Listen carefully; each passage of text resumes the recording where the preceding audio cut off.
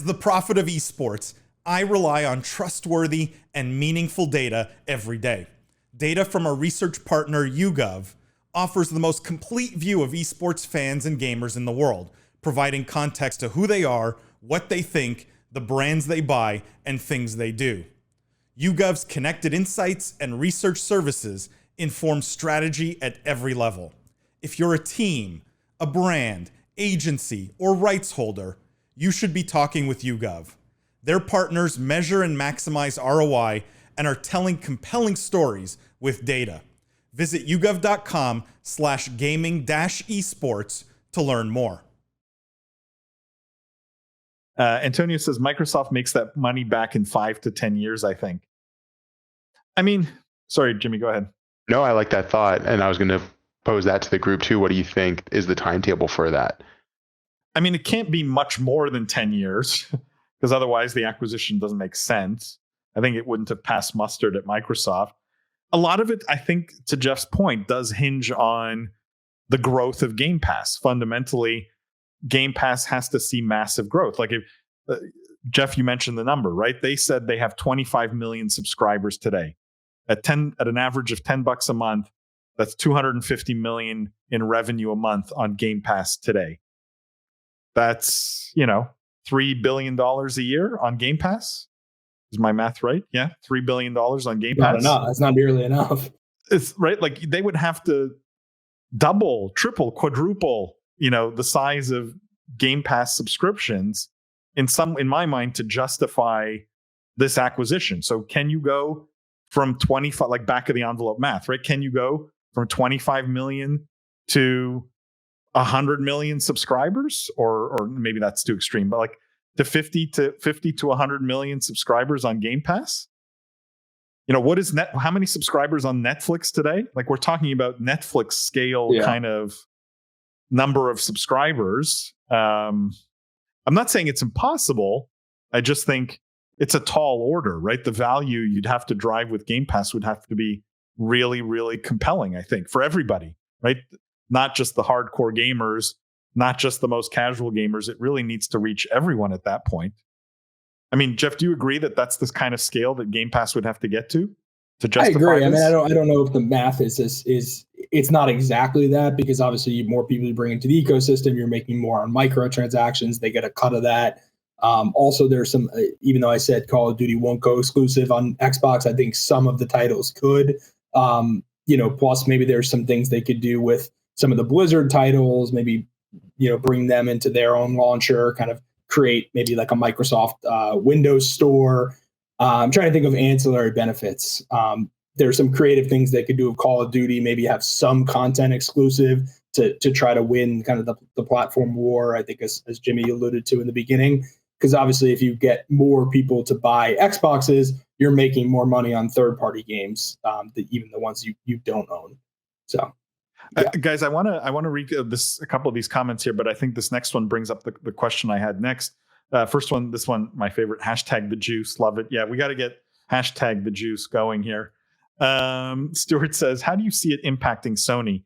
Stuart, let me broaden your question, because I want everyone to chime in on not just how will it impact Sony, but how do we think this, like, who does this negatively impact, right? Because Sony's stock price, I think, dropped 20% the day it was announced, something like that. I don't know if it's still down 20%. I think it dropped $20 billion. I don't know what that was in percentage, but something like that. Right. So they lost $20 billion in market cap on this announcement. I think it was less than, yeah. It's a lot. First of all, so I'm curious how you guys, other than the huge stock price drop, how do you see it impacting Sony, and who else gets negatively impacted by this sort of tie-up, right? Who else maybe suffers as a consequence of Microsoft and Activision Blizzard coming together? Lindsay, Jimmy, I don't know if you guys have thoughts on that. I don't know that I thought about who suffers, but I certainly thought about what other acquisitions are going to be made and what other entertainment companies, other technology companies are going to be on the lookout for. And are you implying that EA is going to be acquired any day now as a consequence, you think? I don't know about any day, but Google buys EA? I definitely think that some of the FANG companies might reevaluate and look for something else to buy. I mean, we joked about Google buying Activision Blizzard like 2 weeks ago, I think. So I don't know that I see it as a negative for any of these companies. I think I see it as a reframing of strategy for sure, though, or a potential reframing of strategy. I saw someone wrote an article about this, and I'm not even sure if it was serious or a joke, but what are the odds we see Game Pass go on to PlayStation? Sorry, and you say may that think again? you may think it sounds crazy. What are the odds that You think PlayStation Xbox Game Pass gets offered on PlayStation? I'm not saying I think that. I'm saying what are the odds? Like, is it possible? Well, look, and let me explain. Let me explain to you sort of why. So, from Microsoft's perspective, I think this is where you're going. They want Game Pass everywhere. They want, they've been pretty open about. I think they put it on. I think they put it on Switch, right?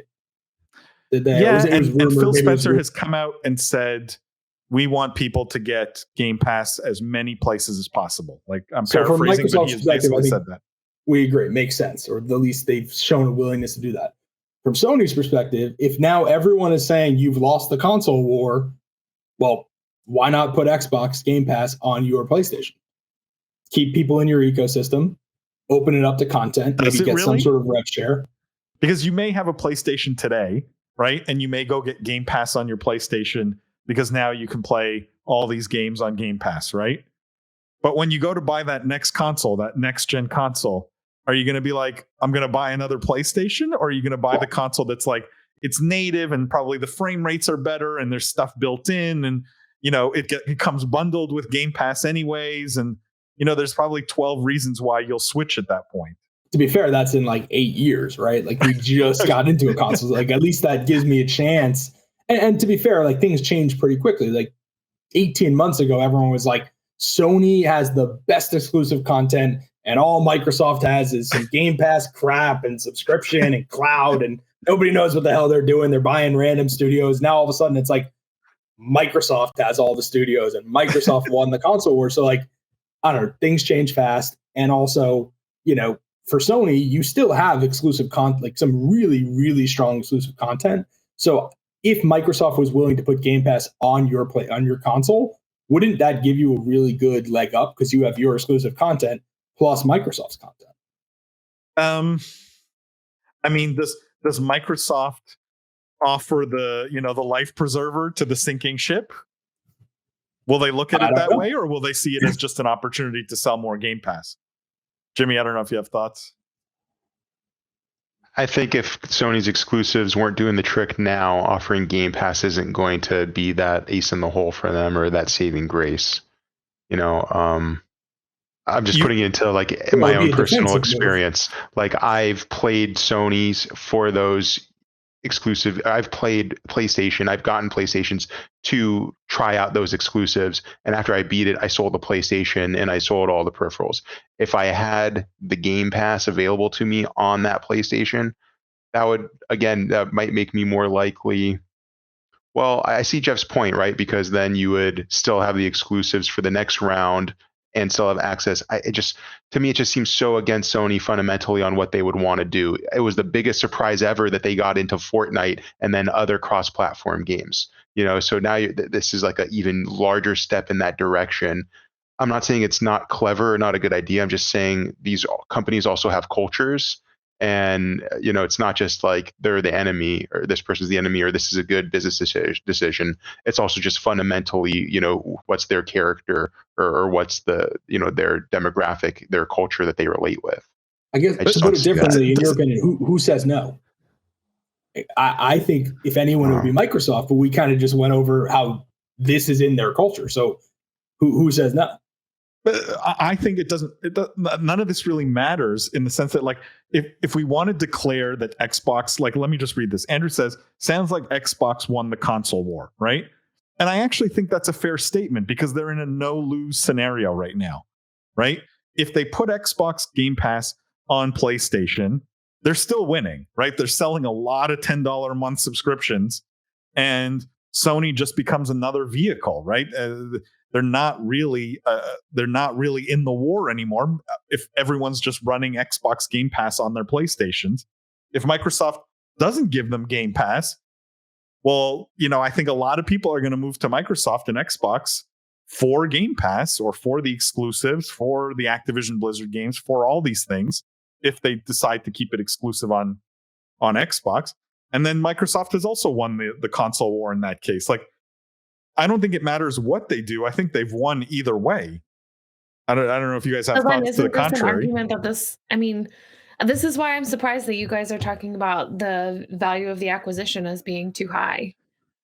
Because all the things that come with it, and we're talking about, they'll make their money back in 10 years. So what if they overpaid today if they're going to make it back tomorrow?